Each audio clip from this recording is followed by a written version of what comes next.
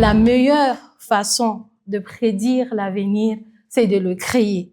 Alors, sous cette citation, nous allons présenter notre programme qui va se dérouler comme suit. Nous avons ici le sommaire qui va se dérouler en différents points, contexte et justification, la problématique, les objectifs de recherche, les hypothèses, la méthodologie, la présentation des résultats, la configuration d'accès au financement, les recommandations et enfin la conclusion. L'entrepreneuriat joue un rôle très important dans la croissance économique et la création d'emplois, surtout dans les pays en développement.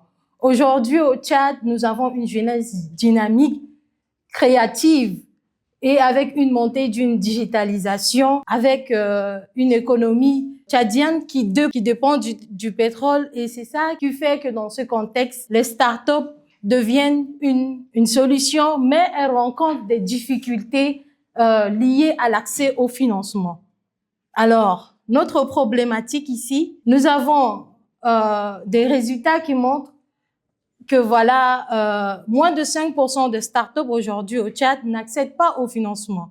Et en plus de ça, 70% des startups disparaissent au bout de 2 ans. Et cela s'ajoute également, voilà, le placement du Tchad sur le plan mondial en 186e position sur 190 en matière de création d'entreprises. C'est tous ces facteurs qui nous ont poussés à poser cette réelle question.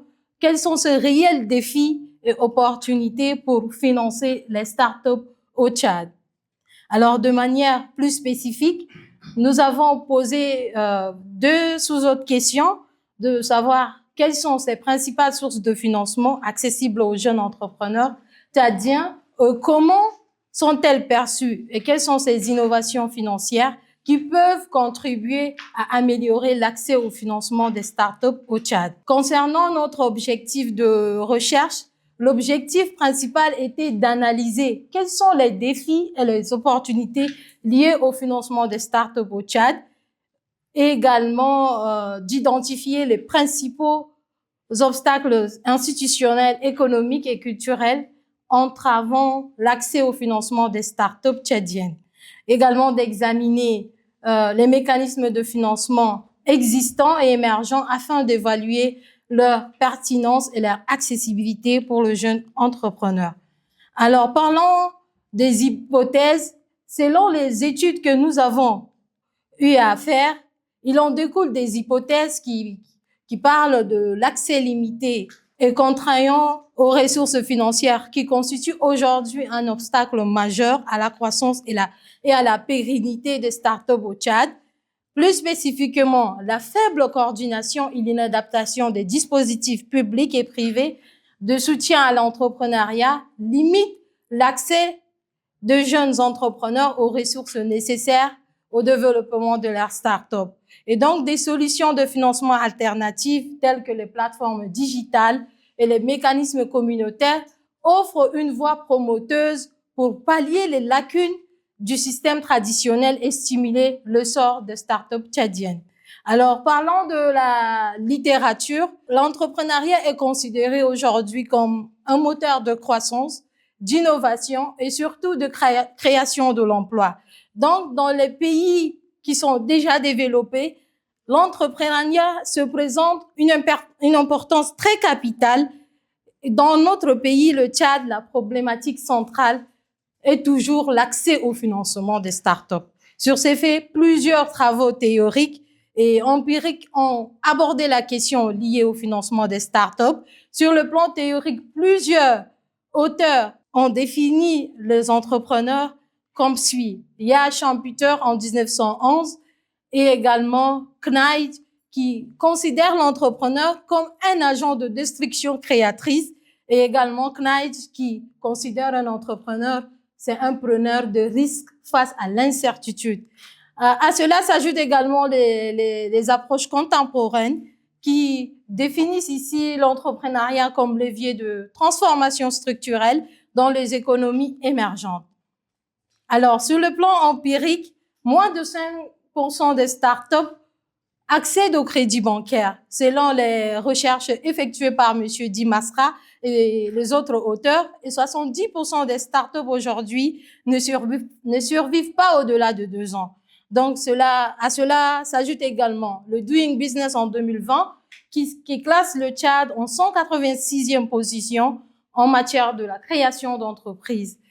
Avec tout ce qu'on vient de citer, il y a également les opportunités qui sont, entre autres, le mobile money, l'engagement des partenaires, etc., etc. Dans la méthodologie ici, alors, nous avons obtenu plusieurs résultats qui sont des forces et opportunités, également des faiblesses et des menaces. Et donc, concernant les forces et opportunités, nous avons un potentiel agropastoral qui est déjà existant avec une jeunesse créative et également la croissance du mobile money et digitalisation et l'existence des incubateurs qui accompagnent les entrepreneurs en matière de renforcement de capacité, etc., etc. Les résultats concernant les faiblesses, nous avons un accès limité au crédit bancaire, des infrastructures défaillantes telles que le manque d'électricité, de l'Internet, du transport et également la lourdeur administrative de nos institutions qui freinent parfois les entrepreneurs et qui n'arrivent pas à survivre. Le résultat obtenu concernant la configuration d'accès au financement, nous avons identifié 5 configurations, à savoir les banques, les mobile money, les partenariats internationaux, également des typologies entrepreneuriales qui sont entre autres innovateurs digitaux, agro-transformateurs, services communautaires et start-up hybrides. Alors, en conclusion, l'objectif de cette étude est d'analyser les défis et les opportunités liées au financement. Les résultats relèvent un paradoxe et moins de 5% des startups aujourd'hui accèdent au crédit bancaire et 70% ne survivent pas au-delà de 2 ans. L'écosystème se caractérise toujours par une dépendance pétrolière et un secteur informel prédominant et des infrastructures très défaillantes. Il ressort également que le Tchad dispose d'un potentiel entrepreneurial très important et les solutions digitales sont toujours les mieux recommandées. Alors, au regard de ces résultats, les recommandations préconisent une approche systématique intégrant les réformes institutionnelles, le renforcement de capacités entrepreneuriales et réduction des inégalités de genre dans l'accès au financement. Alors, nous terminons notre présentation ici par une citation qui dit « Un peuple qui crée, c'est un peuple qui se libère ».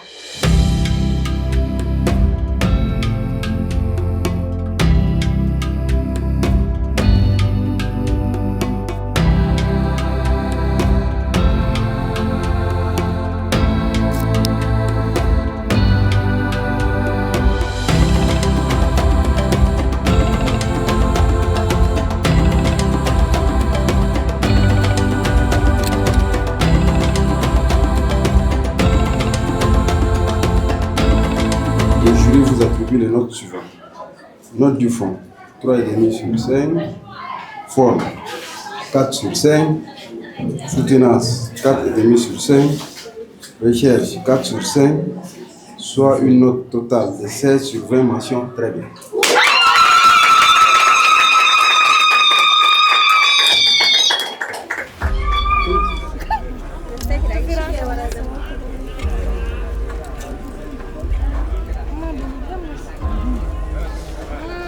Merci maman. Maman,